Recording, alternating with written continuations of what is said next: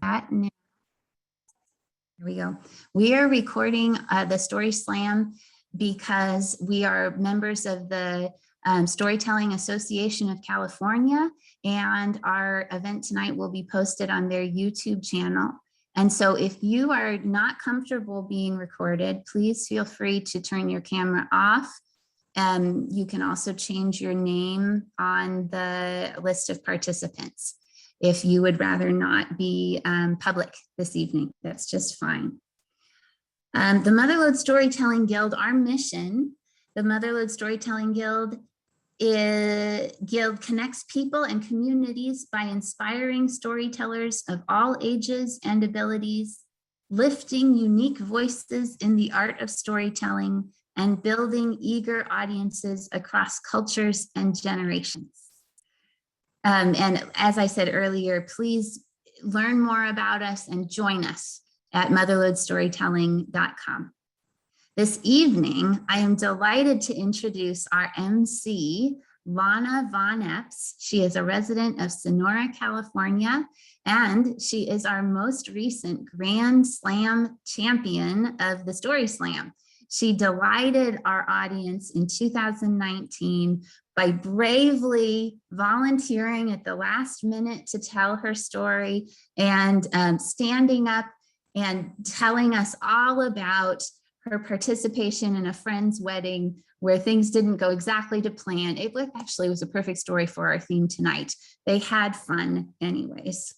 But Lana is also a beloved math professor at Columbia College, our local Columbia College, and she is also serving as the academic senate president currently. So we're very grateful for her service to our community, our students, and our education entities, and also to the Mother Lode Storytelling Guild. Lana, we're so grateful for your participation in our event this evening, and I will turn it over to you.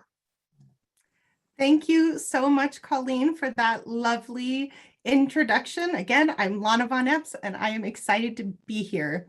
Welcome to our Story Slam. I do have to tell you some rules, and then I get to tell you all about the prizes. And I am going to have an opportunity to share a short story with you this evening.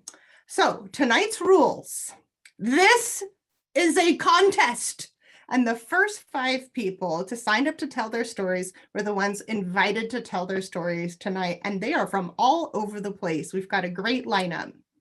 You as the audience member are the judges.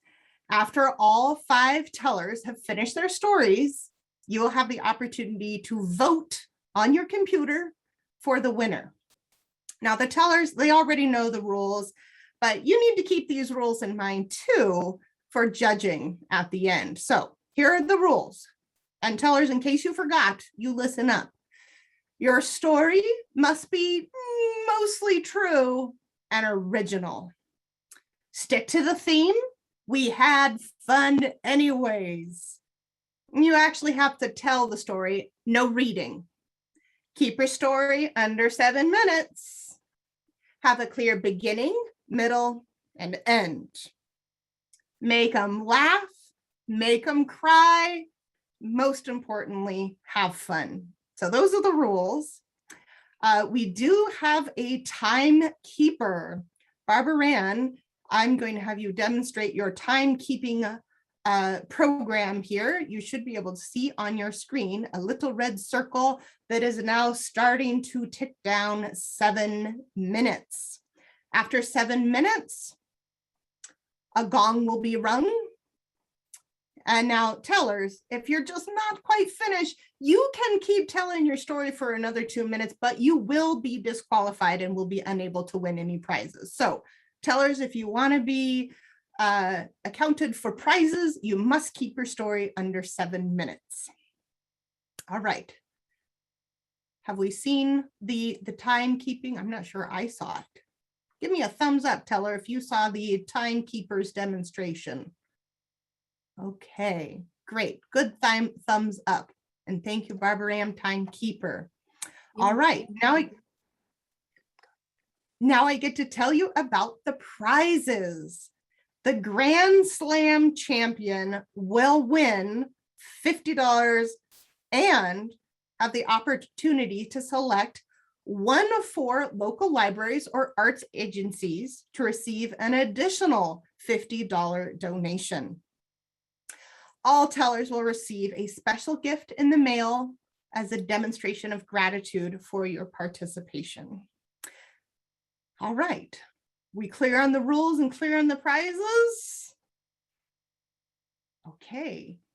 I'm going to tell you a short story. It is very short and it is very true. And I have been told that it is such a spectacular set of occurrences that people don't believe that it's true, but it is true. So I have a prop. It starts out like this. So I'm in a bar in Montana. And I'm in graduate school. I went to graduate school in Montana. So I'm in a bar in Montana. It's Friday night. My next door neighbor who works in the hospital has invited me out to enjoy some tunes for the local band, hospital employees. They're all anesthesiologists. So a band of anesthesiologists. The band's called The Sleepers, which already I'm just like, that's so fantastically wonderful. So I'm at the band, I'm jiving, I'm dancing, I've got my beverage, and I see this man. Now, if you think of men in Montana, a certain look pops into your head. Well, he looked just like that. So I see this man and I'm minding my own business. I'm like, oh my goodness.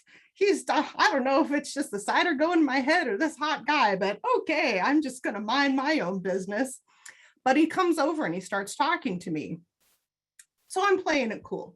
I'm real cool. I'm real cool. And he's, we start the, what do you do? And I was like, oh, well, I'm in graduate program over there at across the river, University of Montana. He says, no kidding. You're a mathematician. The last time I was in this bar, I ran into a math teacher too. I was like, oh, well, what's his name? He says, so-and-so. And I was like, no, I don't know him. And he says, well, I don't think he was a very good mathematician. Why? He couldn't even derive the quadratic formula for me. And I'm thinking to myself, well, gosh, that's, I know the quadratic formula. I guess everybody knows the quadratic. You know the quadratic formula, don't you? You know, the one that goes x is equal to negative b plus or minus square root b squared minus 4ac all over 2a. No, just me? All right, well, anyway. So he's saying, well, he didn't even know how to derive the quadratic formula. And I was like, oh, well, it's just, complete the square in general. And so he pushes a napkin and a pencil to me and he says, well, derive it for me right now. And I said, oh, sorry, I don't drink and derive. And I was so proud of myself. I actually got to say that in real life. I don't drink and derive. I thought it was hilarious. Well, he rolled his eyes. I was like, well, can't please everybody. So he's like, okay, well, what are you good at? He says, oh, I'm not really good at anything. And I was like, well, what do you do for work? He says, I'm a doctor. So I quit. Well, at least you're practicing. At this point, he told me that his ears were bleeding and went off to join some other group to listen to his coworker's band. But I had a great time. I'm not sure he was having fun, but I had a great time. There's my story. And now, yes, thank you for those in the chat for laughing. I was so proud of myself. Those were so great puns. Yes. And every time I teach the quadratic formula to my students, I get to tell that story. I don't think they believe me, but that's okay. All right. So at this time, I'd like to tell you about our local agencies and introduce our very first storyteller.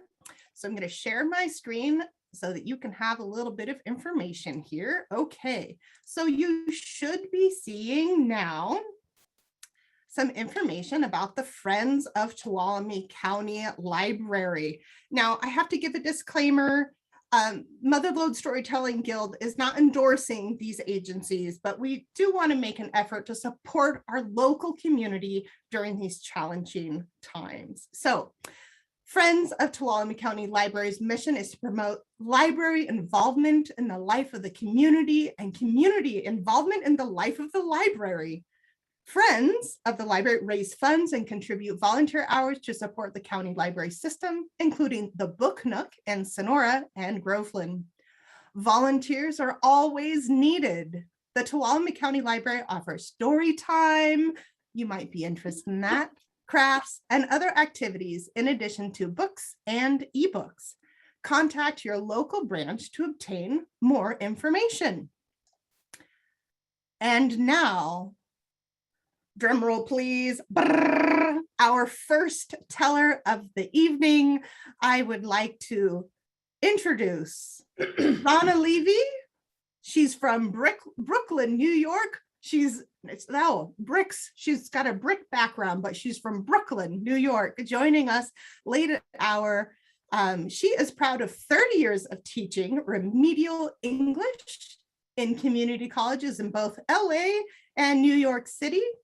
And she found out about the storytelling through a friend. Take it away, Rana. Thanks. Hi. I'm sitting at the bar with the other waiters, and we have just finished a dinner shift serving Peking duck, plum wine, Dom Perignon, and we're sitting at the bar and we're having our one staff drink that we're allowed. And Richard, who's kind of the ringleader, he's got this great grin and these big square white teeth, and he makes fun of all of the customers, the cranky customers. And then he starts telling us about all the gossip about all the celebrities we've waited on. And he always ends his monologue. He flips his head back and he goes, "Good night, nurse." So we have our one drink. And then Richard takes us, we head over to the East Village to the Pyramid Club, where we continue having more drinks. And we dance until we close the place down. And then we head over to the 24-hour Odessa Diner and we get pierogi. This is my family. 5 nights a week, this is my family. I mean, of course, I have a real family, but they're in Boston. I'm in New York. And my mother's just died a couple of months ago. My sister is newly married. She's busy starting her life. I have a baby brother. He's still in high school. And my dad has quit his job and he is trying to figure out how to get his life together without my mother. So I need this family. I really need this family right now, especially during the holidays. Like Thanksgiving, Richard and his wife, they make this big Thanksgiving dinner for all of us.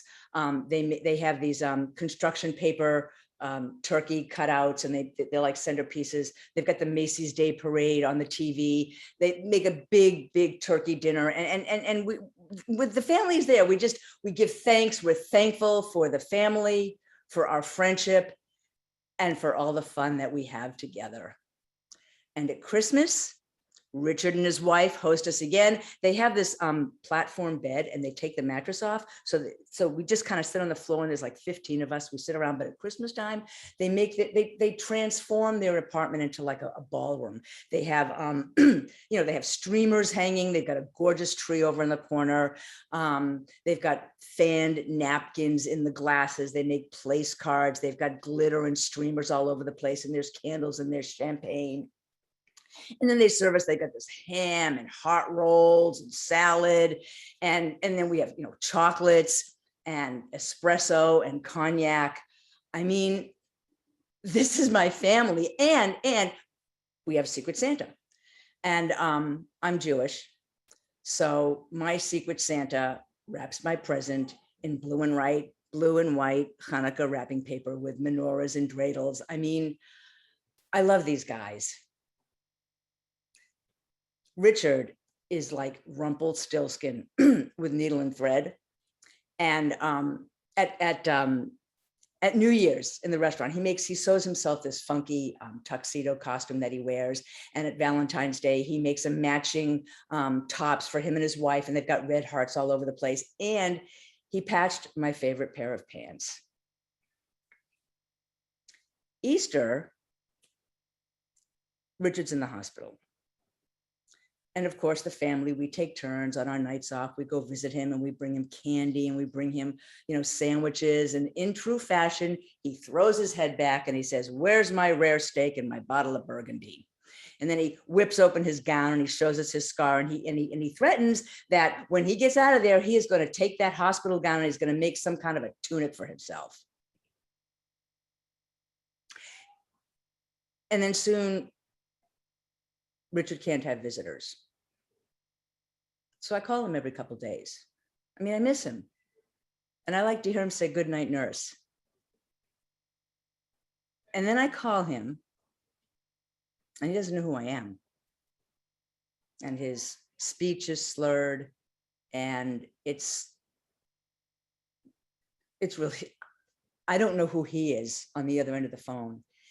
And I try again, and he doesn't know what's going on. So soon we stop visiting. We don't know what's happening. The family breaks up. Joni goes back to Arizona. Susie gets married and moves out of New York.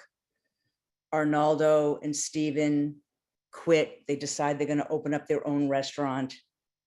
And I get another job, and life goes on. It's a Monday in August. It's hot.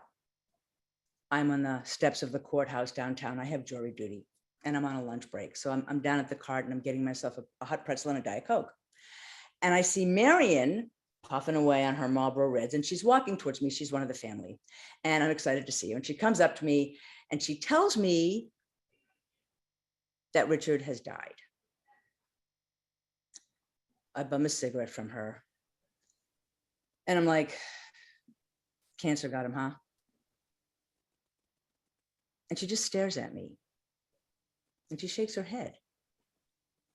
And she says, "Think about Frank and his boyfriend, Martin and his boyfriend." And I'm like, "Oh shit." I think about David, the guy who cuts my hair. They said he had dementia, and then he died. It's 1984, and I don't understand AIDS, what it is, how you get it. I still have those pants that Richard mended, and I don't wear them out. But every once in a while, I put them on and I stand with my back to the mirror, and I just put my hand over that black flowered patch on my ass. Thank you.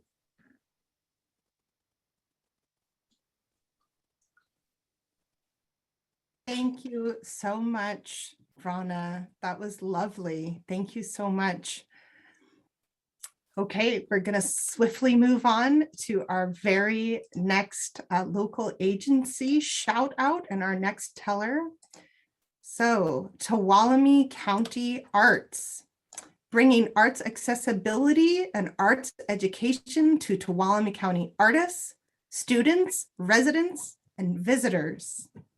TCA endeavors to inform, educate, entertain, and provide enjoyment and enrichment for all who value the benefit of the arts for our minds, our individual and collective lives, and for our community.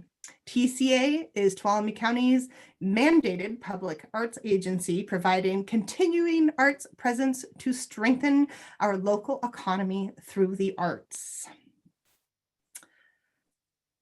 Our next teller, please welcome Dawn Johnson from Mariposa. She's proud that she tried her first storytelling in Mariposa, thanks to the goading of Angie Hess, and lived to tell about it. Also proud that you let your hair go gray during COVID. Oh, and by the way, Angie Hess is the first Grand Slam champion for the very first Story Slam in 2015. So good job, Grand Slam champions, for bringing new possible Grand Slam champions. Dawn, take it away. Thanks. Well, it's going to be hard to live up to Angie, that's for sure. Okay. It was the 1970s. Think of hippie vans and road trips. Think of Rambling Man and Born to be Wild. Because that's what my boyfriend and I were thinking about, road trips. So when we were broke college students, we decided to take a 3-day road trip to Texas to visit his parents. Now, my boyfriend had a 1960s era MGA sports car convertible. It had enough room for the two of us and half a sandwich. Yeah. So we went on, and the first day went pretty well. That night, we ended up in the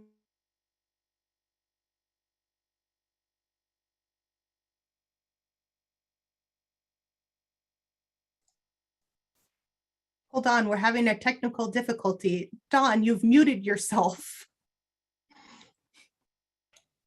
Okay, I didn't, but anyway, such is magic. So we ended up in the middle of the Mojave Desert. The car was stopped. The car had simply stopped running. For some reason, it was, in a word, broken. And no one was around, and darkness was falling. Now, my boyfriend had an aptitude for fixing things.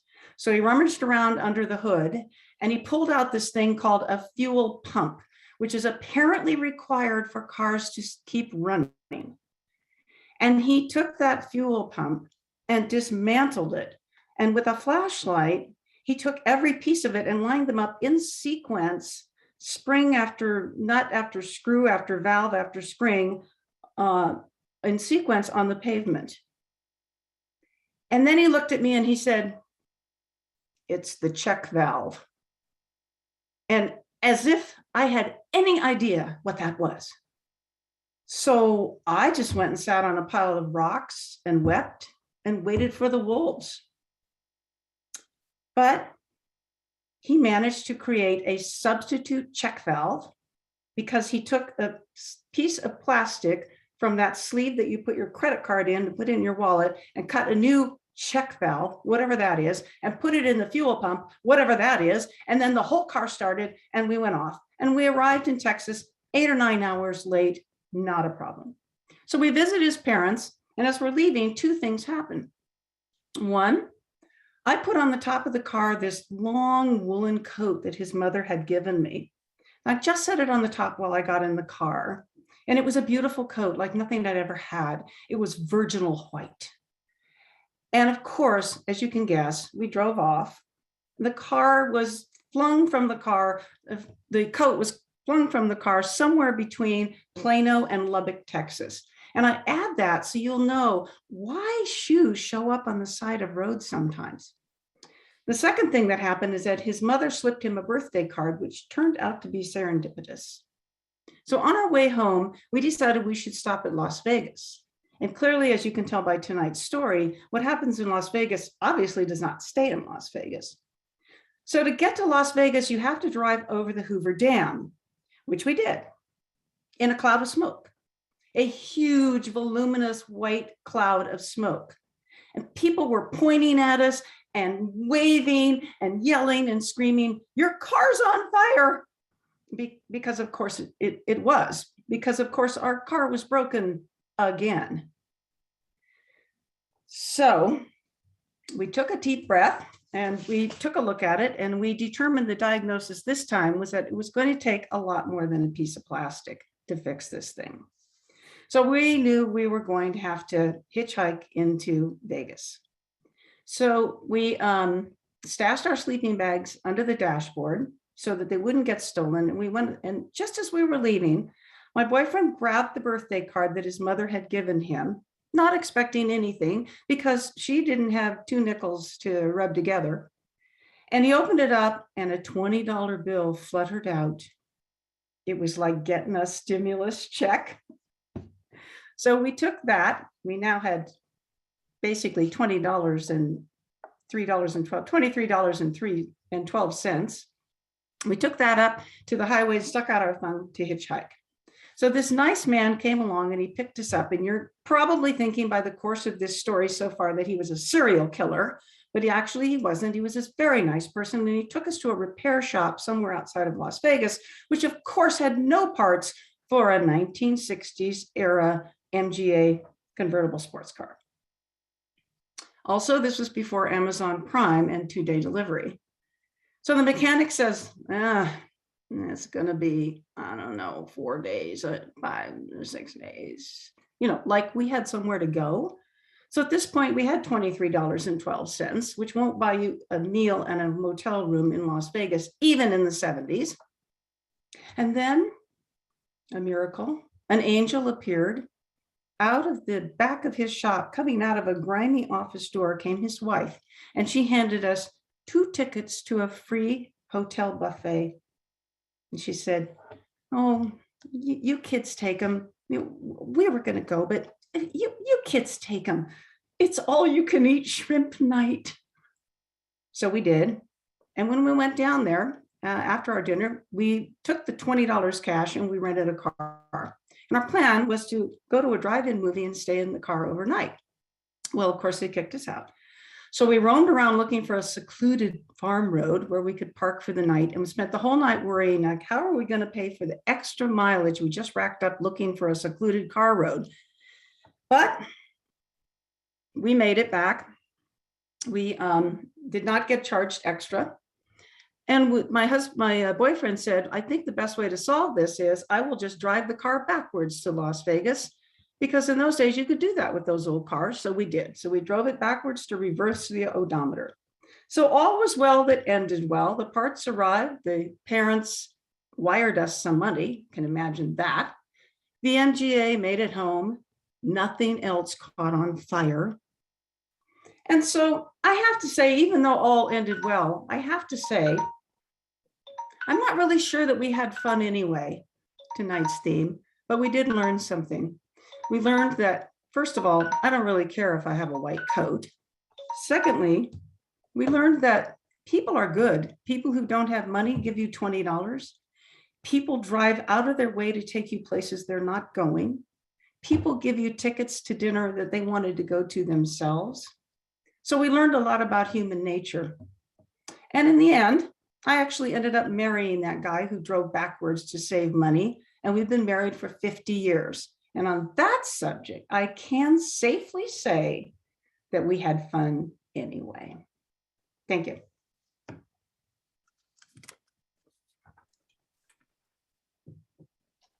That was so lovely, Dawn. Thank you so much for telling your story. If only we could all drive backwards and put the odometer on our own lives go backwards sometimes. Huh? Those were the days. Okay, our next local agency that we are highlighting this evening is Friends of the Calaveras County Library. The Friends of the Calaveras County Library actively works to provide support for each of the 8 branches in the county system. The Friends give financial aid and volunteer their time to serve as board members, organize events, and help behind the scenes at library branches. Their work includes providing valuable support to the Calaveras Adult Tutoring Program, improvements to library facilities, and special programs such as summer reading programs and children's story time, in addition to enhancing the county library collection. Our next teller this evening is Chris Castelluccio. I was going to make a mistake. I caught myself. You did it. Chris is from San Andreas, California, and she is very proud, and we are very pleased that she managed to survive cancer 3 times. She heard about the Story Slam from Kathy Martinez, who is an extraordinary local storyteller and member of the local Mother Lode Storytelling Guild's steering committee. Chris, take it away. Well, that's a hard 2 acts to follow, let me tell you. I have never in my life done this. This is all Kathy twisting my arm. And anyway, this story takes place many, many years ago. I'm now 77. And I have to say, it all started because I was born on Christmas Eve of 1943. And we lived in Oakland, California. And in those days, when you started kindergarten, you had to be 4 years and 9 months. I'm sure it is the same now. But in the interim, we had moved to the Los Gatos, Santa Cruz Mountains because my dad's job took him to San Jose Steel. And so because it was harvest time in that era, and so school did not start till October. So therefore, I was 4 years and 9 months in October. So I started kindergarten. Now, think of this, I was always the youngest in the class, and I struggled the hardest most of the time because I didn't have that extra year as a lot of the kids have. But anyway, we ended up coming back to Oakland, and I went to public school. But in 5th grade, I transferred to St. Cyril's Catholic School in Oakland, and we lived on 75th Avenue, and I would walk. And those days we walked. We weren't driven to school. We didn't take buses. We walked to school. And I walked from 75th Avenue to 63rd and Camden. And along the way, every day, I would pass this cemetery. And, you know, it was quite pretty and nice, and we would pass the cemetery. And when I got to be in the 7th grade, Sister Hyacinth, and I still can visualize her, she was a very tall, lanky Dominican nun, and very strict but firm in a fair, I should say, not firm. And she assigned a special school project. It was a science project, and we were to collect tree leaves and flowers and then write about them, research and write, and make a presentation. So one day, walking past the cemetery, I got this bright idea. Look at all those flowers in there. That would be I could have a variety of flowers, and they're all dead people, and they aren't going to miss them. And so anyway, every day I would go in and I'd take, now this was just on the wreaths and the, you know, I didn't take them off of a grave. I took them from that was placed on the graves after they were buried. So I had quite a selection. And one day there was a wreath with this beautiful pink ribbon, and it spelled out Mother in gold. And I looked at that and I thought, oh, Mother's Day's coming. Wouldn't that be a nice thing to put on my mother's package? Now, you must know that my mother was a very prim and proper lady. She was French, very petite, but I thought that she would be excited. So anyway, I took this ribbon along with the flowers and went home, and I worked on my book. I did my research. I had quite a variety.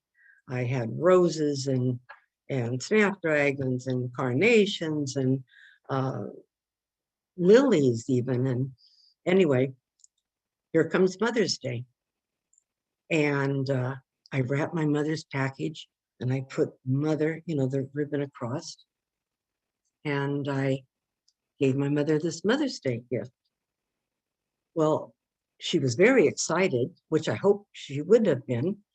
And she goes, wow, you did such a beautiful job. You wrote all of this out. You cut all the letters out.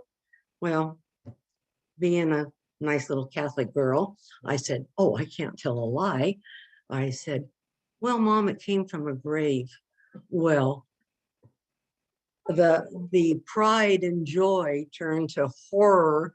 And anyway, I never thought of taking the flowers as breaking one of the 10 commandments, thou shalt not steal. But anyway, I got a lecture and a horrified mom. But I have to tell you, I got a great grade on that booklet. I had the best, even Sister Hyacinth said, Christine had a great variety of flowers and leaves and did a wonderful job displaying them and talking about them. Unfortunately, my mother finally recovered from her shock, but I never did that again. And I did have fun.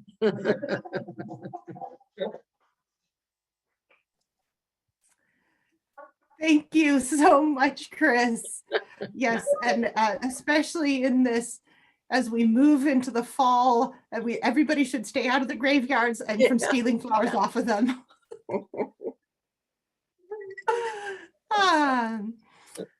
All right, moving right on to our next local agency. Let me tell you, please, about the Calaveras County Arts Council. Their mission is to build a united community by awakening, supporting, and nourishing the arts. The Arts Council believes that each and every voice matters and explicitly invites all voices to speak and be heard within the framework of mutual respect.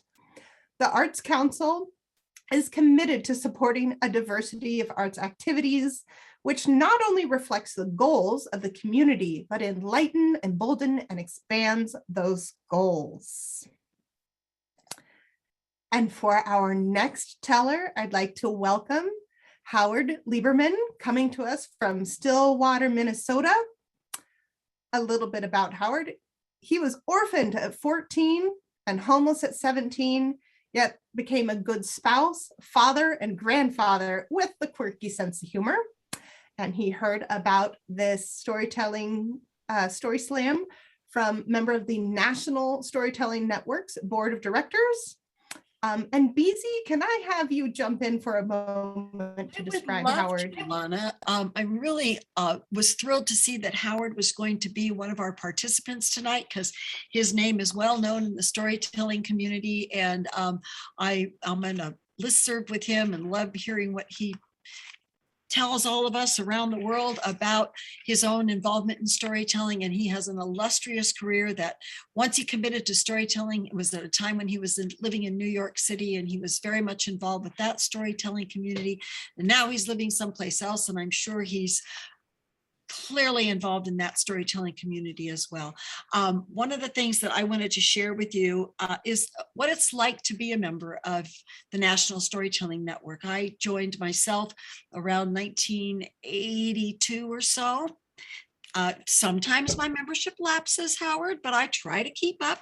And what I love about that organization is it truly is a national organization that reaches beyond the United States, many international members, and the organization really does work to support individuals, organizations, and communities to help grow storytelling in all aspects of our life, everything from working in schools to performance art, organizational communication, using storytelling in healing, and so much more. It's the organization that provides glue for all of us. I love their vision statement, which I'll share with you. A world in which all people value the power of storytelling and its ability to connect and instill respect within our hearts and communities. And Howard still serves on the board of this organization. He said to me tonight that I asked him what his role was. He says, primarily he's a curmudgeon on the board. He watches the numbers and he makes sure that everybody is paying attention to the legal aspects that do affect such a large organization as this. So Howard, we thank you for your service. And I urge all of you to take a look at joining and check out their website. It's storynet.org and see if you'd like to join. It's well worth it.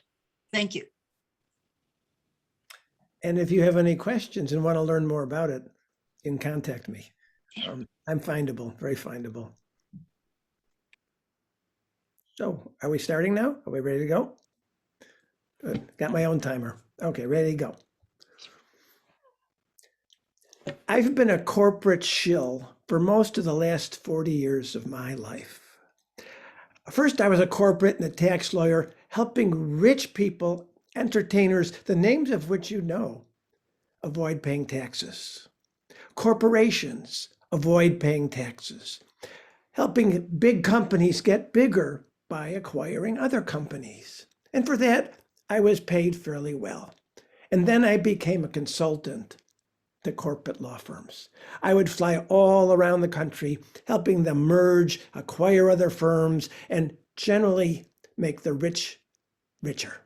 So, like I said, I was a shill, which is why one evening, about 10 years ago, I was in the San Francisco Bay Area, staying at the Omni Hotel on California in a plush junior suite because I'm a professional and that's what I do.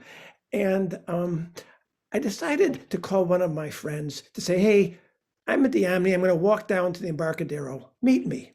I'll treat you to dinner at the Slantador, which is a very difficult restaurant to get into. It's probably the single most expensive Asian restaurant anywhere.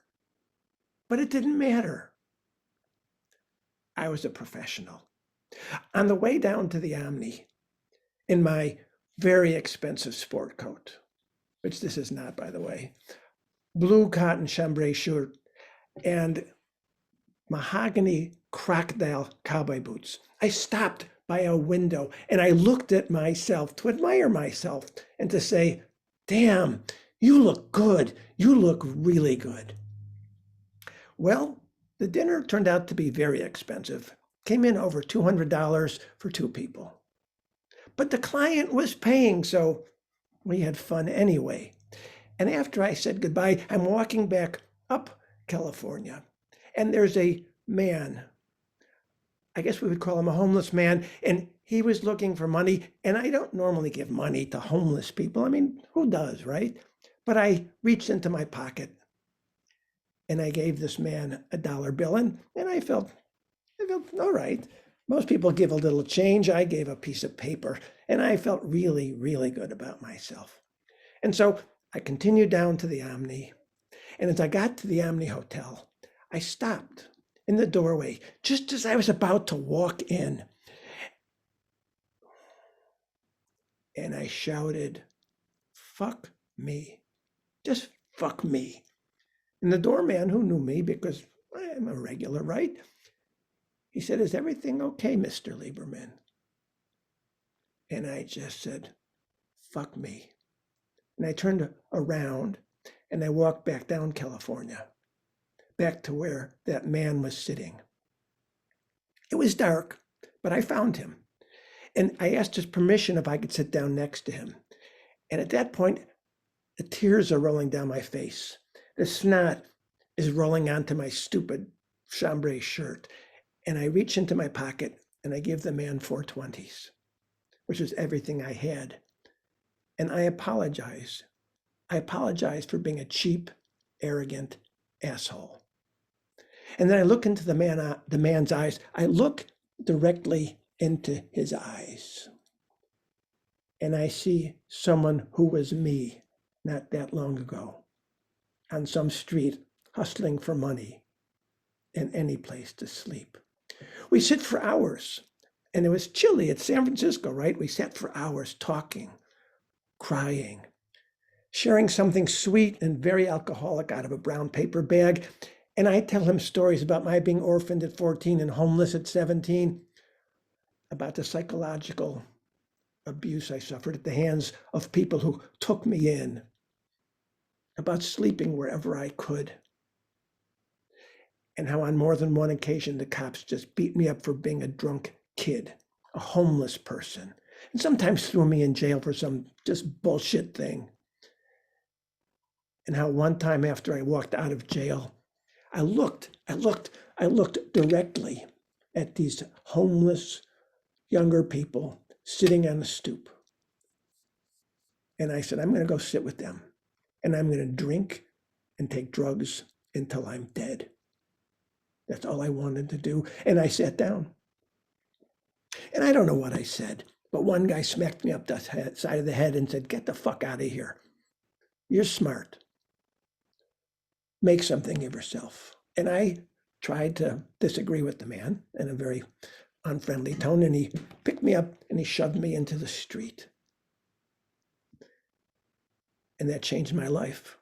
I got up and I looked around and said, I don't want to do that. And that began a multi-year journey of finding out who I really was. Then the man on the street tells me his story. He had a family and a job, but then drugs and alcohol and hallucinations. And the next thing you know, he's institutionalized, then he's in jail, and then he's out of jail. And the next thing you know, after that, he's on the street with no place to go. But he tells me he's free on the street. He said, you know, don't you? And I said, yeah, I do. And when the sun comes up, I take him for breakfast, go back to his place, and offer him to spend the night with me at the Omni. And he said, no, man, no. You wouldn't either, would you? No, I wouldn't. He wanted to be free. And he said, you know, the only reason you in fancy clothes and I'm in rags on the street is you're a white boy. And white boys get chances that black folks don't get. Now get the hell out of here. Return to your fancy hotel. And then he turns to talk to someone or something I can't see. Well, later when I'm showering, I see a little boy looking back at me. And he's disappointed in me. And at that point, I made a decision. I will always work for justice. I quit my job or they quit me. I flew back. And to this day, I've been true to that boy. And every time I shower, he looks back at me and smiles because he's finally proud of the adult I've become. Thank you. Beautifully told, Howard. Thank you so much. Our next local agency that I'd like to share with you is the Friends of the Mariposa County Library. They've been operating since 1954 for the support and enrichment of the Mariposa library system. The Mariposa County Library is the umbrella organization for Red Cloud, Wawona, Yosemite, and El Portal.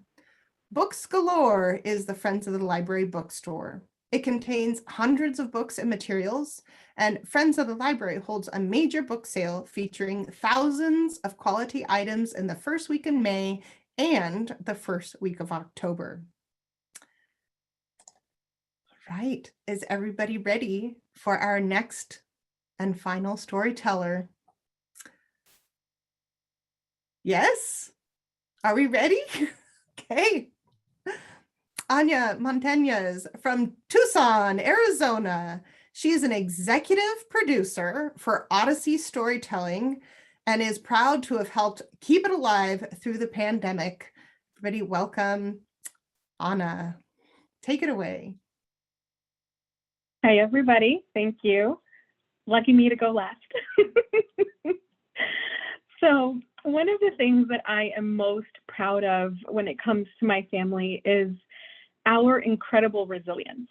We have this ability to just very quickly bounce back, especially because we tend to be in very chaotic situations for some reason.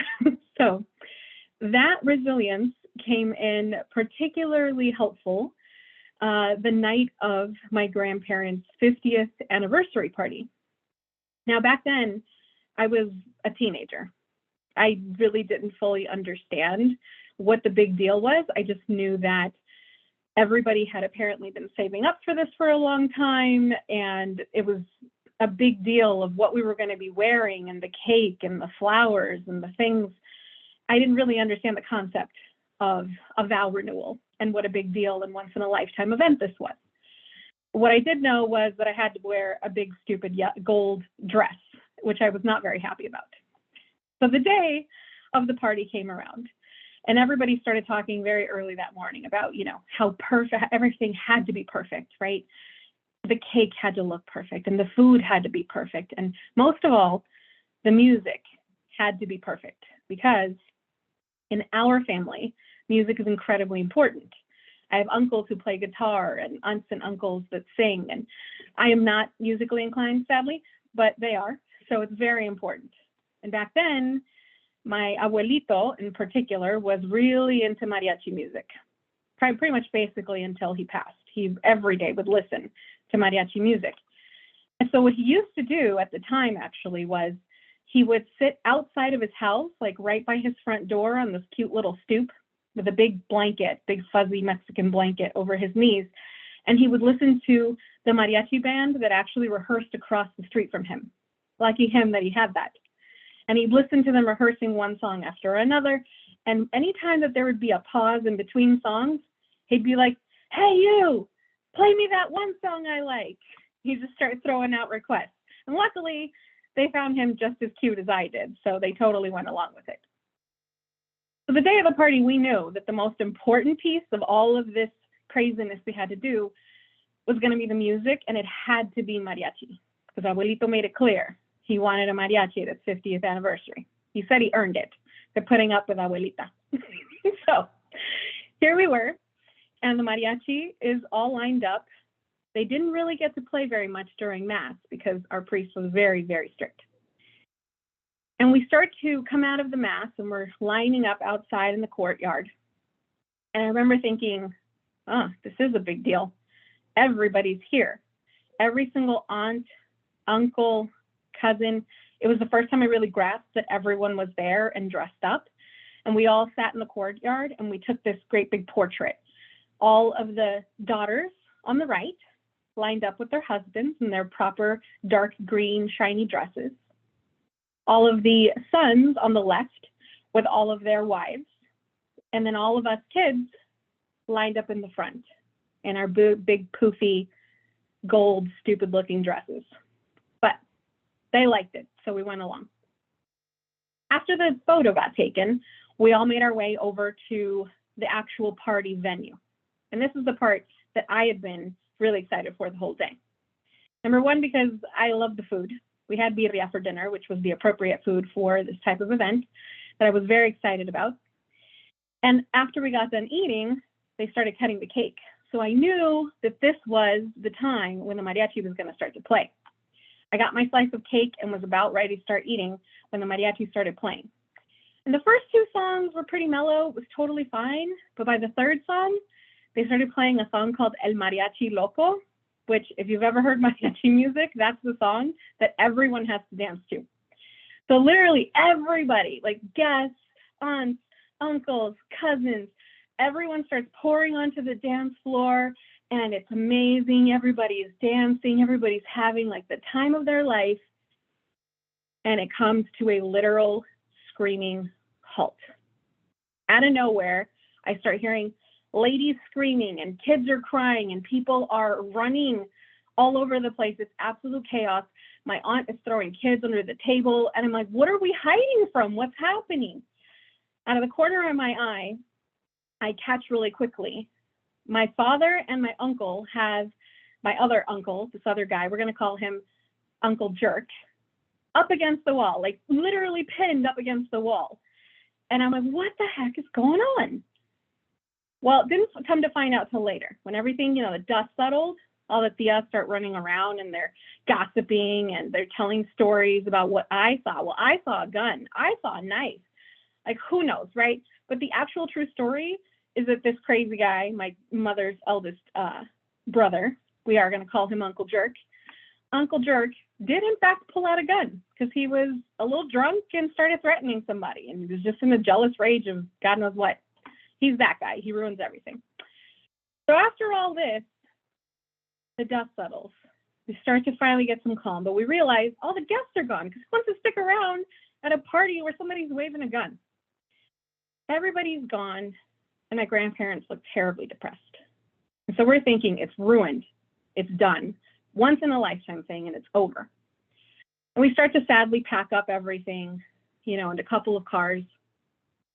And my mom's older brother says, you know, why don't we just come over to my house?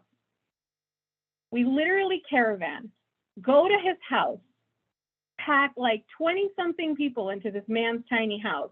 Everybody's in the kitchen. We're passing around reheated food. And I look at my grandpa and he's got the biggest smile on his face. You would have thought that mariachi was still playing. Thank you. Thank you so much, Anna. That was well told. I love mariachi music. So we have now heard from our 5 tellers, and we're at the end of our evening, except for we have to choose a winner. Let me remind you of the rules. Needed to be true and original. We had to stick to the theme of we had fun anyways. Tell the story, keep your story under 7 minutes, clear beginning, middle, and end. And I do think that every one of our tellers absolutely stuck to the rule of making us laugh, making us cry, and having fun. So at this time, we should have a poll coming up. There's our poll. So we're asking everyone to please select who should be the one person, the Grand Slam champion of the Story Slam. Once you click the name of the person that you would like to have as the Grand Slam champion, click submit. And then we will give our Mother Lode Storytelling group a bit of time to calculate the results, and then we'll crown our winner. And while that's happening, I'm going to tell you just another little mini story, just a little bit of music while you're voting. So I have to wrap around from the story that I told back in 2019, which is about the wedding of my friends Kevin and Beth. Well, I love Kevin and Beth, and I visit them often. They now live in Pacific Grove in this sweet little cottage. And last year, my brand shiny new boyfriend, we'd only been together a couple of weeks at this point. We decided that we were going to go on our first getaway together, very romantic. And we were going to bring the kayaks. I love kayaking. I have 2 Hobie kayaks. And we were going to go visit Kevin and Beth and go kayaking in Elkhorn. Now, I think it's pronounced Slough. I can never remember. So I'm always like Elkhorn, Slee, Slough, Slough. I don't know, but that's where we were going kayaking. So Patrick, my lovely partner, and I drove down one Friday afternoon and met Kevin and Beth for a lovely patio dinner. And they were just absolutely so sweet to us. And we spent the night in their casita, in their beautiful backyard and garden. The next morning, we'd loaded up everything. We're all ready to go. We drove over to Elkhorn, Slough, and we had our little hors d'oeuvres to have on the water. We were going to do a little sunset float. We had our headlamps to make sure that we could see coming back, and we had our water bottles and our coats and our hats and our gloves because it was a little bit chilly. It was in September, and so we got the kayaks out of the truck and we put in our vest to make sure that should a emergency occur, that we would still be safe, our personal flotation devices. And I made sure I had my chapstick in my pocket because I always just need chapstick when I'm out kayaking on the water. And they're the kind of kayaks that you pedal with your feet. So that was just absolutely great. And so we're putting everything in the kayaks and we're about ready to get down to the water. And when I launch, I like to use my oar to kind of like push off from the bank, because the pedals that go down into the water that you work with your feet aren't so good in shallow water. They get stuck on things and it feels like you're being attacked underwater. So we're loading up, and as I'm loading, I look around, I'm like, okay, yes, we have everything. We've locked the truck, all the things. And then I realized I didn't bring the oars. I'm going kayaking and I don't have the oars. Well, we did have fun anyway, but we had a couple of kind of things that we really needed the oars for. One, you can't go backwards without an oars. And I was coming along. I was out in the sluice, slough, slee slaw, and brackish water, and there's seals floating around and following us, and otters and pelicans swirling around in the air above us. Just a magnificent, magical evening. And we're coming in, and all of a sudden something grabs onto the back of my boat, and it was terrifying. I was like, ah, ah. And of course I don't have my oars anyway, so I'm a little bit feeling nervous anyway. And I say, oh, Patrick, something's biting my fin. And then it lets go, and I'm like, okay, there's no sharks in Elkhorn Slough. There's no sharks in Elkhorn Slough, but I am convinced that there might be. And I get stuck again, and something's biting my fin, and I turn around. And I look at Patrick behind me in his kayak with no oar either, and he's walking his boat. I had just run aground, but I was so scared that I thought something was biting my fin. But we had a great time anyway, even if I forgot the oar. And now whenever we go kayaking, the first thing we do is we look at each other and say, did you pack the oars? And that's my last story for the evening. Now let's see. Are we ready to show our results? Colleen? Oh, we are. Look at that. I am going to turn it over to Dana, who's going to crown our winner. Hi, everybody. Thank you so much for these great stories. Everybody, every story was wonderful. But looks like we have a winner crowned. It is Ana Montañez. Thank you so much for your wonderful story. Thank you. Thank you. Hey, you are the Grand Slam champion of the Mother Lode Storytelling Guild's 2021 Story Slam. This is our first ever virtual slam and our first slam that we've had in a couple of years. We love your eyes closed too. Let me see if I can also get you in real time. What's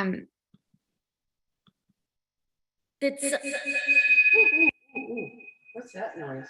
I don't know. Can you show? Wow. Halloween. It's pre-Halloween. We are here in late October. It's going to become late October soon. Anna, I don't know if you had a chance to think about our different local organizations. So we have Friends of the Library from Tuolumne County, Friends of the Library in Calaveras County, and also in Mariposa County, the 3 mountain counties that are in a row. Also the 2 arts councils from Tuolumne County Arts, and the Calaveras County Arts Council. Do you know already which organization you want to share your winnings with, or we can email about it later on? I think I'm going to go with Arts Tuolumne. Wonderful, wonderful. Thank you so much. Thank you for your great story. Thank you. Thanks for having me. Excellent. Thank you, Anna. And I just want to share with everyone that Anna let us know that she's actually originally from this area, from the Central Valley of California. So thank you. Here I am. There we are. Colleen Nunn, also co-chair of the Mother Lode Storytelling Guild. So Anna, thank you for supporting your roots in California. We're so pleased to have you with us. And in Merced, that's right, yes. We are so grateful to all of our tellers tonight. It takes so much heart and spirit to create and recall these lovely heartfelt stories, and then to sign up and come on to a virtual event and share your stories with us. So we are so grateful. We encourage everyone who's participating tonight to think about a story that they might want to share during next year's slam. We're back the 3rd Friday of every October. We'll be holding our story slam either virtually or in person. We'll see how we're doing at that point. And you can learn more at motherlodestorytelling.com. We hope to be holding our in-person open tellings again soon, and you can always find information about us on our website. Tonight also was a huge success because of our wonderful MC. And thank you, Lana Von Epps, for hosting and for leading us through each story so beautifully, and also for sharing your own stories. Very much appreciated. Now, at this time, I invite you all to unmute and express your verbal appreciation for all of our storytellers and for Lana Von Epps. And then please enjoy the rest of your evening. Yay! Thank you. Whoa, we went on some from thank you. Road trips and hospitals and Rana. partners. It was marvelous. You guys were so wonderful. Thank And you. Rana. And the cemetery. Oh my gosh. And Rana. Beautiful, beautiful. Excellent. And Rana. And Brooke. Okay, I'm gonna mute you all again. Thank you for expressing your appreciation there. Everybody enjoy your evening. Happy Story Slam. Congratulations, Anna. And we hope to see you next year, right back here again. Take care, everybody. Thank you. Good night. Good night and thank you. Good night. Bye, everybody. Oh.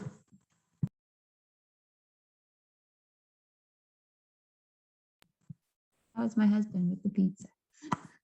Thanks, everybody. Hey, Dan, save me a slice. Yeah. Well done, Lana. Thank you so much. Thank you all so much. I loved participating and being here with you all. Mhm. Oh, and man, we ended on time, everybody. That was beautifully done. I think that we're down to mostly, oh, and there they go. Well, Lana, you did beautifully. Thank you, thank you, thank you. Just checking if you needed anything as we go. I mean, we're still being recorded, right? So Oh, for the you're right. I record, should stop that. Colleen is the best one ever. She's the best. And I want to hear a story from Colleen next year. Next year, Colleen must tell. And my Hi, support Dan. staff. I'm going to stop the recording. We've got pizza to eat.